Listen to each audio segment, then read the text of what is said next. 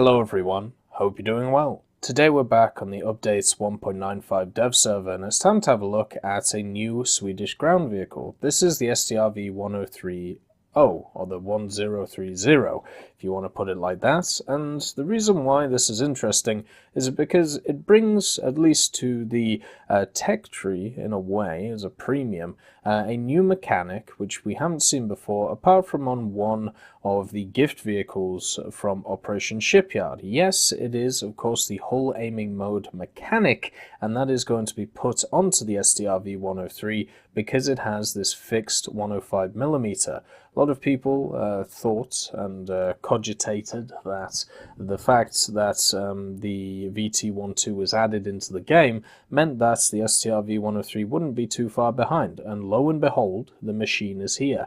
With a 105mm L74, it's a fixed 105. It is different to the general L7 that we see, but you know, it does actually fire some of the same ammunition, which is kind of funny. And also, just looking at the X-ray, it has two engines which total 540 horsepower overall, but it has one gas turbine and the other one is of course a diesel engine. So it does have multi-engine-itis, is generally what I call this, where it can't really make up its mind. And then of course it has a transmission with 6 gears going forward, giving it 50 kilometers an hour, and 5 gears backward, giving it of course 30. So overall, pretty nippy in both directions. Acceleration isn't the best, but it's good enough. It also has two fixed machine guns as well, of the 7.62 variety that you get in this little area on the side, which is disconnected from the rest of the vehicle, as you can see. So it's just one of those nice little things, which is kind of cool that we have a box on top of it. Now, looking at the crew as well, there are 3 members. So you have 2 here. You got the driver, and then you got the loader. Even though this machine is completely auto-loaded, you have basically 2 drivers, is what it should say here, a driver gunner and a driver, and then a radio man, and then the commander, who is right here. So 3-man crew, which are surrounded by 30mm of composite armor. But the main thing to understand is this machine can last with only 1 crew member.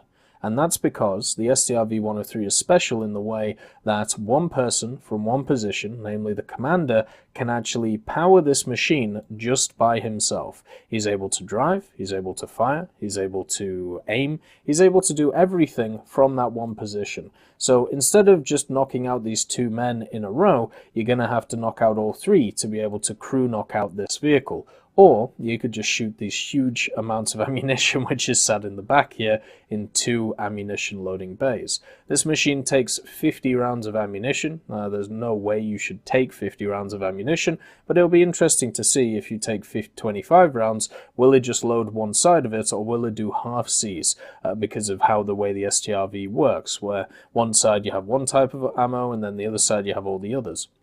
It also has this little inky-dinky fuel tank on the front of it in the front part of the cheese wedge, and I'm wondering if there's going to be some weird shenanigans where that is able to eat rounds when it really shouldn't be, but that is, you know, a conspiracy theory for another day. The fact is, it's looking really cool. It is one of the most interesting vehicles that we've had all year in War Thunder, and because of the new hull aiming system, it does bring it to the game in a pretty nice way. The other thing to note is it does get access to NVDs at battle rating of 7.3 and rank 5. Of course, this is the top vehicle that you can pre-order for the Swedish ground tech tree. Remember that the ground tech tree isn't coming out this update, but it is said to be coming out next year, maybe even the next update in March. So that is, you know, something to look forward to. The modifications are, as I said, night vision. Then you get access to a stock APDS shell, and then an upgraded APDS shell and a HESH shell as well. You also get access to a HE, which doesn't cost you anything. Now remember, being a premium, you get all of this for free, so you don't have to worry about unlocking it. What you do have to worry about though is which ammunition to use. The difference between the L28A1, which is like the standard L7 APDS, and like this SLPPRJ1, which is like an improved Swedish one, is, as you can see, penetration is a little bit lower when it comes to this SLPPRJ1. and on top of that as well, the general size of it is larger. So for me, it seems a little bit of a trade-off. So with this APDS, it's a little bit larger in projectile mass, but it doesn't pen as much. So it should, if it goes through, do more damage than the L28A1. That's a guess though, since obviously that may change before it comes out on update 1.95. Then you've got the Hesh shell. The shell L35 has 127, 134, 143 pen respectively, which is really nice, and a lot of HE, nearly up to 4 kilos of TNT equivalent, and of course the HE, which pens 23 across the board. So your two main killers are these two APDS shells, and also the Hesh shell if you want to be adventurous. Now, the armor profile. So, 40mm of armor on this machine. We'll actually check the sides first. So the sides are 10mm on the outer bit and 30mm on the bottom. So if you get flanked, you are going to get eaten alive by no matter what sees you. You know, you're just going to get eaten. So don't get flanked is probably the best question I can give you. And since this thing doesn't have a turret, that's not going to be the easiest thing in the world.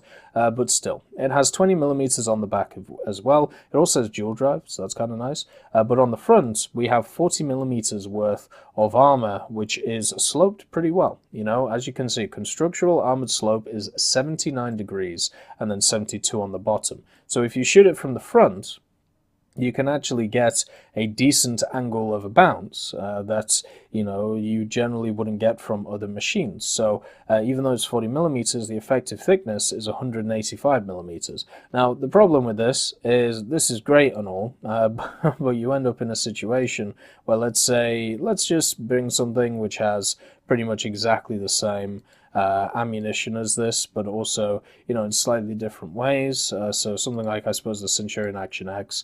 We can bring the Shot Mark III along, which is the one that you would use against this, or, you know, maybe the Hesh, if this had the Hesh. I thought this had the Hesh. Why doesn't it have the Hesh? Oh, maybe the 20-pounders don't have the Hesh. Anyway, so you get the APDS, and you can see here, because of the angle of attack for this shell, it actually doesn't pen at all, because it's got 300mm of penetration. Once you go up a little bit, though, so if the angle is slightly wrong, you can see as long as the angle is below about 78 degrees, it just goes through like butter. And this is the general problem of this machine. You've got to make sure that you are in a position where it doesn't penetrate you. So you've got to make sure that you angle properly against the enemies that you're fighting constantly. And that is not easy to do, because once you angle your top bit really well, this exposes this bottom bit right here, which is 265mm right in the center. And that's where that fuel tank comes in, which is why I'm interested to see what happens with that fuel tank. Because if you hit it right here, you know, it's only 202mm, but at the same time, you only destroy the transmission, and that's really about it.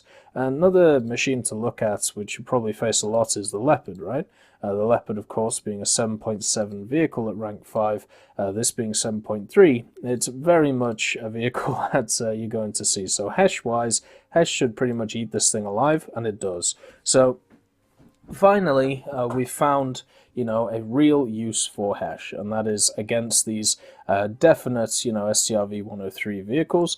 Also, when it comes to the Heat FS, the Heat FS should also eat it alive, and as you can see, that's exactly what it does. It should go straight through. Never mind, why are you bouncing? It shouldn't bounce, but it is. So maybe it won't go straight through. Instead, you have to get the angle right as well on this Heat FS. Or instead, what you can do is you can just shoot it here and go through instead. Yeah, all right.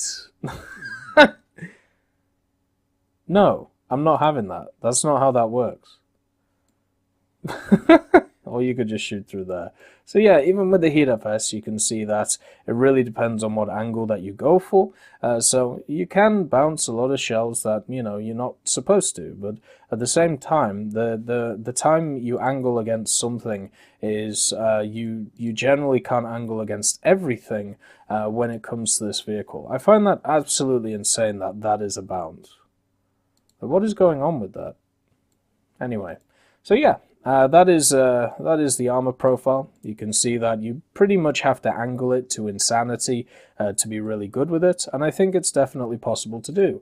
Customization wise, you have of course the unique winter camo, and that's it right now. Hopefully more gets added in the future. Otherwise, you know, it'll be sad just to see those two. We'll just swap these shells around just to show you the Swedish shell instead of the standard shell, which you will have seen from every other L7 in the game, or at least a lot of them. So right now I have hull aiming mode turned on, and the gun depression comes from the hull aiming mode, because obviously this machine is completely, you know, because the gun is fixed, the whole machine is working on hydropneumatic suspension. So you can see here we are going Hoover, and then if we want to, we can go straight up like this, and that is where the gun elevation comes from. And it looks really cool, you know, it really is, you know, awesome that you can do this. And you can move at definitely a less extensive rate, but you are able to move about. If you look like straightforward, that's probably the best mobility that you're going to get. It's going to give you around about 30 kilometers an hour pretty easily. The main problem is when this starts though. So I'm holding down W, and you can see it's also trying to aim, which is a problem. So sometimes you're going to have to turn it off. If you just hold down W and it just keeps trying to get you to aim, you can turn off the whole turning mode, because otherwise you end up in situations like this where the traverse is screwing with the front and therefore nothing ever moves. So yeah, make sure to handle that traverse or the hull aiming mode properly. Now this is where the problems come in. So we've talked about the armor and how it can be really effective. We've talked about the gun. One thing I didn't mention about the gun was the fact that it has a 4-second reload. So that is really good. You know, 4-second reload, that's up there with stuff like the Lorraine 40T, so look forward to that. Here is the problem with the machine, and this is the same problem that I pointed out with the VT1, is the jankiness of the aiming. So let's say we want to go over to that target over there. We see it's on the horizon, we've been aiming at a corner this whole time. So we're going to go here, because we're obviously aiming down, we're trying to, you know, angle our stuff, and then we move over to here, and okay. So do you see how long it's taking to center, even with these little adjustments? Oh my god. So, yeah. You can understand what I'm getting at, right? It's taking... and now let's change that target over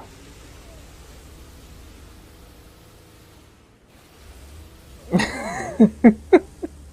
Like, you can see the problem here, right? It's taking such a long time to set up an accurate shot that it's going to give the enemy time to be able to just shoot you. And it's this weird, and hopefully this improves, right? Because I want to see a vehicle like this really succeed. I really like the whole aiming mode system.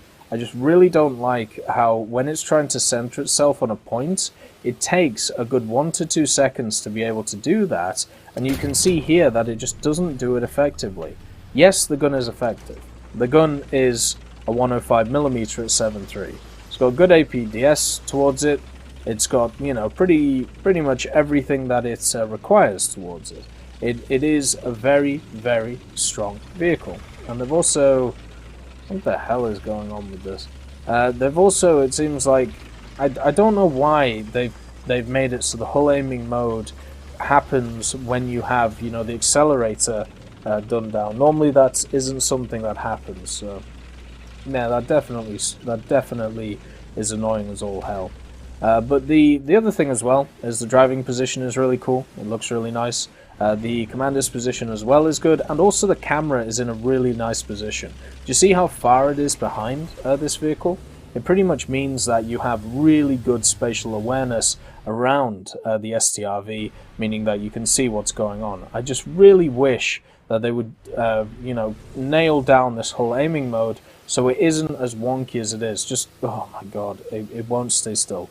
Like, so look how long it takes to just center that shot.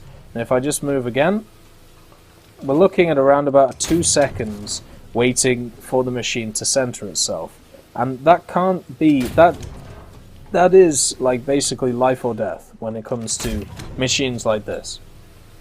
Because if you don't get that one shot off, if you're not able to do, you know, damage to whatever you're shooting, it isn't just going to be one of those things where you are able to just recenter and fire again. No, you're just going to be dead. Somebody's going to shoot you, and you're going to hope that it pings off, and if it doesn't ping off, then what are you going to do? Maybe this is the best example over here, so let's go and have a chat with this Shilka, and see how long it takes me to try and like set up in the position and sort that out for you. Because that's generally a big problem with this machine. There we go. God damn it. Why did they make them linked? Like, why did you do that? They weren't linked before. Like, the drive, if you were going forward like this, the hull aiming mode would not affect your vehicle. I really don't like that change. Let's just change over to APDS, just to make this easier. We'll just wait until this shulker goes on the ledge. So one of the main things a lot of people have talked about is this will be like a vehicle which is used for flanking and spanking, or it's going to be used to be able to ambush people. So here is the shulker, right? So let's try and keep our target on it as it goes along. Do you see how jittery this is? God damn it. And it can't center along the line. I have to wait, and now it's centered. You see, it's that extra second or extra 2 seconds that is always going to get you killed in that engagement. Tracking targets in this thing is a nightmare. And it was a nightmare in the VT-1.2, but one of the things about the VT-1.2 is it was set up in a way that you had so much torque that repositioning this gun wasn't too hard to do.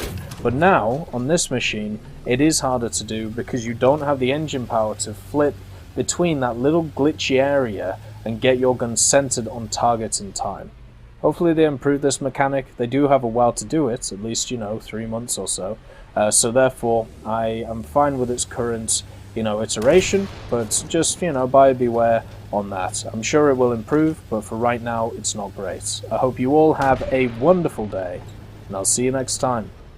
I'd just like to thank Ambrosius McClellan, B. Young, Blackie, Daniel Stanton, Jay Wilt, John Ryman, Joseph Anders, Martinez, Moxie, Super Cacti, Uyins Terry, Elove Goat, and Seductive Trashcan for supporting the channel.